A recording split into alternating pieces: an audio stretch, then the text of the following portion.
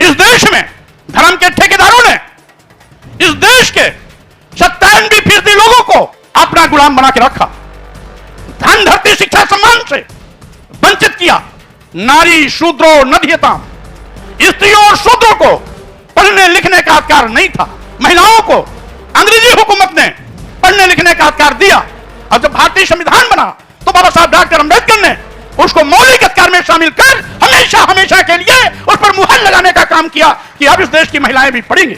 हिंदू राष्ट्र की मांग कर भारतीय संविधान को बदलने की नापाक कोशिश करने का काम कर रहे हैं। हजारों साल तक इन लोगों ने धर्म के मकर जाल में हमें गुलाम बनाया।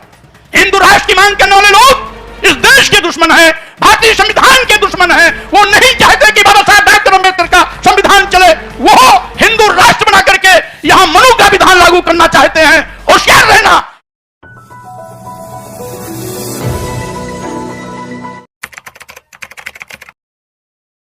धर्म के ठेकेदारों ने हमें जाति पाति, छुआछूत, ऊंच नीच, भेदभाव का शिकार बनाकर हमें हजारों साल से धन धरती शिक्षा सम्मान से वंचित करने का पाप किया था।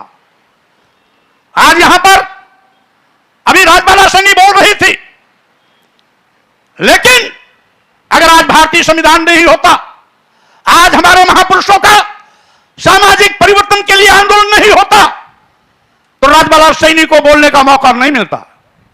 हम लोग यहां पर खड़े हैं, बोल रहे हैं। यह भी दिन हमारे सामाजिक परिवर्तन के महापुरुषों के मेहनत का नतीजा है। यह भारतीय संविधान का करिश्मा है, जिसके नाते हमें यह अधिकार मिला है। अन्यथा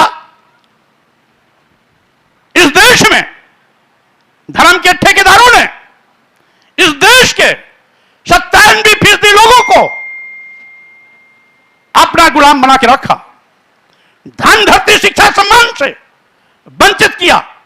यहां तक कि इनका सूक्त वाक्य था, नारी शूद्रो नधीयताम, स्त्रियों और शूद्रों को पढ़ने लिखने का अधिकार नहीं था। स्त्रियों में वो किसी भी समाज की हो, ब्राह्मण समाज की हो, क्षत्रिय समाज की हो, वैश्य समाज की हो, शूद्र समाज की हो, तो भी उसको पढ़ने लिखने का अधिकार नहीं था। साथियों, मैं कहना चाहता हूं,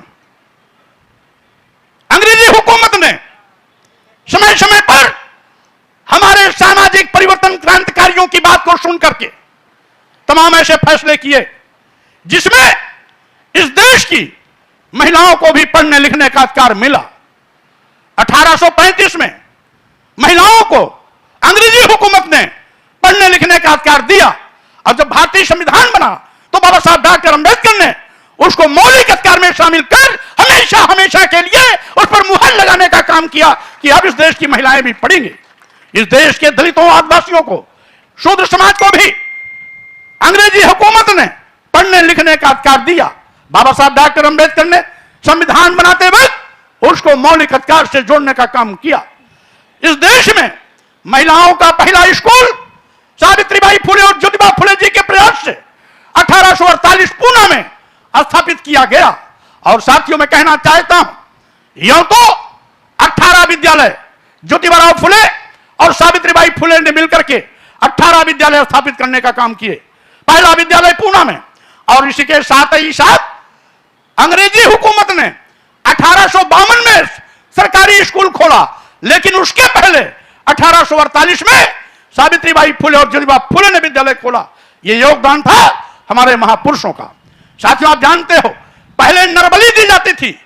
जब हमारे महापुरुषों ने इसके विषय में जानकारी अंग्रेजी हुकूमत को दी तो अंग्रेजी हुकूमत ने उस नरबली पर रोक लगाई। नरबली, जब कोई बड़ी बिल्डिंग बनती थी, किसी नदी का पुल बनता था, कोई सरकारी भवन बनता था, तो एक शूद्र समाज के व्यक्ति की नरबली दी जाती थी। अंग्रेजी हुकूमत ने भी इस पर रोक लगाने का काम किया। और भारतीय संविधान बनने के बाद तो सारी की सारी व्यवस्था चाक चौबंद हो गई। अब किसी के साथ कोई भेदभाव नहीं। बाबा साहब डॉक्टर अंबेडकर और साथ ही साथ हमारे सामाजिक परिवर्तन के महानायकों ने गैर बराबरी को खत्म किया, जात पात को खत्म किया, छुआछूत को खत्म करने का प्रयास किया, ऊंच नीच की भावना को खत्म करने का प्रयास किया, लेकिन किसी के साथ कोई भेदभाव नहीं किया। बाबा साहब डॉक्टर अंबेडकर चाहते तो बदले की भावना से जिन लोगों ने हजारों साल तक हम पर जुल्म जाति अत्याचार किया है, उनके खिलाफ भी कुछ कानून बना सकते थे। लेकिन बाबा साहब डॉक्टर अंबेडकर की महानता कि उन्होंने किसी के साथ कोई भेदभाव नहीं किया, बल्कि इस देश के जितने भी बासिंदे थे, देशवासी थे, भारतीय थे, वो किसी भी वर्ग जात के रहे हों, हिंदू, मुसलमान, सिख, ईसाई, जैन, बौद्ध, कोई भी रहा हो, सबको एक समान अधिकार दिया भारतीय संविधान ने। यहां तक कि हजारों साल तक जुल्म जाति अत्याचार करने वालों को भी वही सम्मान मिला जो पूरे देश के अन्य लोगों को सम्मान दिया गया। यह बाबा साहब डॉक्टर अंबेडकर की महानता थी।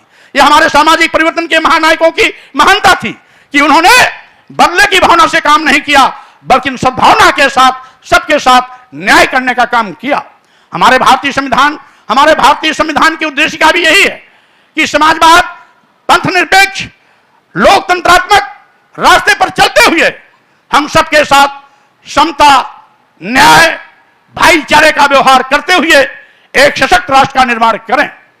लेकिन आज कुछ ऐसी ताकतें जो भारतीय संविधान के साथ खिलवाड़ करने का घिनौना सोच रखती हैं,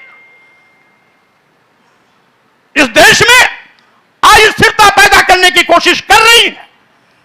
जब सब जानते हैं कि आजादी के बाद हमारा अपना भारतीय संविधान लागू हो गया, हमारा देश भारत एक संप्रभु राष्ट्र बन गया, तो हिंदू राष्ट्र की मांग क्यों? हिंदू राष्ट्र की मांग करने वाले लोग इस देश के दुश्मन हैं, भारतीय संविधान के दुश्मन हैं। वो नहीं चाहते कि बाबा साहब डॉक्टर अंबेडकर का संविधान चले, वो हिंदू राष्ट्र बना करके यहां मनु का विधान लागू करना चाहते हैं। होशियार रहना हमारे दलित, आदिवासी, पिछड़े समाज के भाइयों, आपको यह एक इनकी चाल है। यद्यपि जब इंडिया और भारत की बात आई तो एक दिन पहले तक हिंदू राष्ट्र की मांग करने वाले लोग यह बोलने लगे कि भारत को केवल भारत कहो, इंडिया मत कहो। लेकिन भारतीय संविधान के अनुच्छेद 1 में इस बात का स्पष्ट उल्लेख है कि इंडिया दैट इज भारत, यानी जब इंडिया संविधान में लिखा हुआ है तो उसको बोलने से रोक कौन सकता है? और एक दिन पहले हिंदू राष्ट्र की मांग करने वालों को भारत के प्रति प्रेम अचानक कैसे उमड़ आया? साथियों, यह इनका ड्रामा है। सही मायने में हिंदू राष्ट्र की मांग कर यह भारत की संप्रभुता पर चोट करना चाहते हैं। हिंदू राष्ट्र की मांग कर भारतीय संविधान को बदलने की नापाक कोशिश करने का काम कर रहे हैं। इसीलिए आपको सावधान रहना है। हजारों साल तक इन लोगों ने धर्म के मकर जाल में हमें गुलाम बनाया। क्या विडंबना है, हम अपनी पीड़ा भी नहीं कह सकते। अगर हम अपनी पीड़ा कहते हैं तो मनवादी मीडिया कहता है कि स्वामी प्रसाद मौर्य का एक विवादित बयान और आया।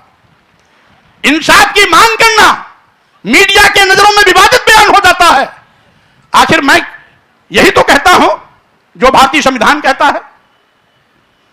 अगर भारतीय संविधान सबके सम्मान और स्वाभिमान की रक्षा करने का अधिकार देता है, सबको धन, धरती, शिक्षा, सम्मान का अधिकार देता है, सबको सीना तान कर इस राष्ट्र निर्माण में अपनी भूमिका तय करने के लिए अधिकार देता है, तो कौन से ऐसे लोग हैं जो आज भी धर्म के नाम पर हमको नीच कहते हैं, हमको अधम कहते हैं, यहां तक कि आज भी धर्म के नाम पर हमको अपमानित करने के लिए लोगों को प्रेरित कहते हैं, इस देश की महिलाओं को नीच से भी नीच होने का प्रमाण पत्र देते हैं। मैं कहना चाहता हूं, आखिर क्यों?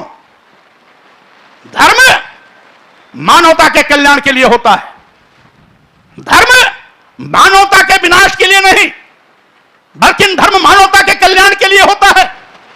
लेकिन यह धर्म के ठेकेदार कौन सा ऐसा धर्म लेके चल रहे हैं जो इंसानियत का कत्लेआम पर करने पर आमादा है, जो आज भी जात सूचक शब्दों का प्रयोग करके उनको अधम से अधम जात बताने में गर्व महसूस करता है।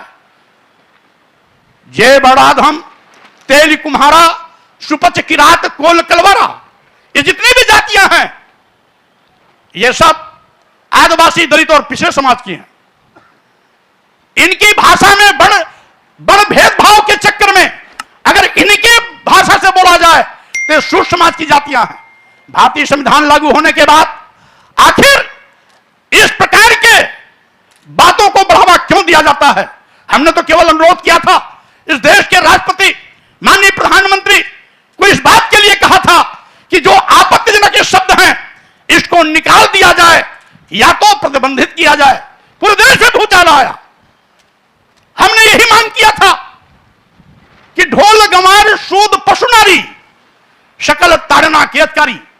आखिर ये सब मारने पीटने के पात्र क्यों हैं? ढोल तो पीटा जाता है इसलिए कि उससे उसकी सुर निकाली जाती है, लेकिन इस देश की महिलाओं को, इस देश के शुद्ध समाज को अपमानित करने का यह अपराध धर्म के ठेकेदार क्यों कर रहे हैं? क्योंकि हमारा भारतीय संविधान कहता है अनुच्छेद 14 के अंतर्गत कि हम धर्म, जाति, लिंग, जन्म स्थान के आधार पर किसी के साथ कोई भेदभाव नहीं कर सकते। जब लिंग के आधार पर हम किसी के साथ कोई भेदभाव नहीं कर सकते तो महिलाओं के साथ भेदभाव क्यों? जब हम जाति के आधार पर किसी के साथ भेदभाव नहीं कर